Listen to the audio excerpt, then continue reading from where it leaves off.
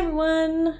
Welcome to the first educational episode of It Takes a Village. I am, of course, Danny, and the question I will be answering today is IVF. What is it exactly? It stands for in vitro fertilization. In vitro meaning outside the body, usually in a petri dish, and fertilization for, well, I think that's self-explanatory. But how does it all work? So, personally, I like to break the process down into three main parts: egg retrieval, embryo development, and then embryo transfer. So let's start with egg retrieval. Egg retrieval is probably the most complicated part of the process. This often starts with being on birth control for a couple weeks to a month, just to bring the whole body down to a baseline so the doctor has a lot more control over everything that goes on. Sometimes this period includes a priming, which is usually done with estrogen or other medication just for different situations depending on the patient. For me, this meant being on the pill for about a month and then a whole other couple weeks of injections before starting my IVF cycle. This was to calm down my endometriosis. For most people, an egg retrieval cycle begins the first day of your period.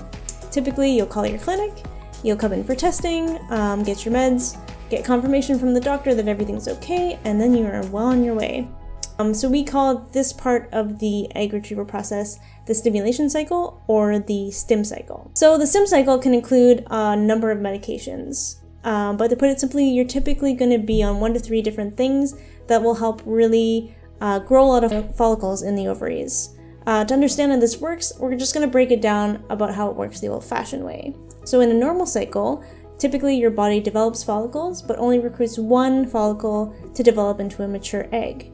In IVF, to get the best bang for your buck, and believe me, it's a lot of bucks, so you want that bang. We need the body to create a lot of big follicles with mature eggs. And this is because not every egg will be good enough to make a viable embryo, and not every embryo becomes a viable pregnancy. So in short, you'll be injecting yourself with usually a couple of things to promote big juicy follicles. And then usually a few days into the cycle, you'll inject another medication that will keep you from ovulating prematurely. Are we having fun yet? So stim cycles are typically around 10 to 14 days depending on the person. My first stim cycle was 13 days. Yikes. So what happens after that? It's trigger time. What's a trigger? A trigger is the medication that triggers ovulation. This is done 36 hours before your egg retrieval so that the eggs are ready when the doctor goes in to grab them, which they do, with a giant needle up your vagina. Yeah, more on that later. After egg retrieval comes embryo development time, and that's the worst time because there's nothing really for you to do except wait around and agonize over your results. The lab will take the eggs and either mix them with sperm or inject a healthy sperm into each egg. After the longest week of your life, they tell you how many embryos made it to freezing, if you get any at all. Sadly, that is the reality sometimes. And now, for the exciting part, transfers. This stage is basically 2 parts. The first part, they thaw the embryo, they put it into a nice little cozy spot inside your uterus. So this involves usually about a week of prep time where you do injections into your butt and taking estrogen to get a nice thick lining. We can talk more about transfers later as well. So that's basically the breakdown. I plan to go more in depth about the stim cycle and the individual medications and what they do and how. There's some really cool scientific stuff happening here.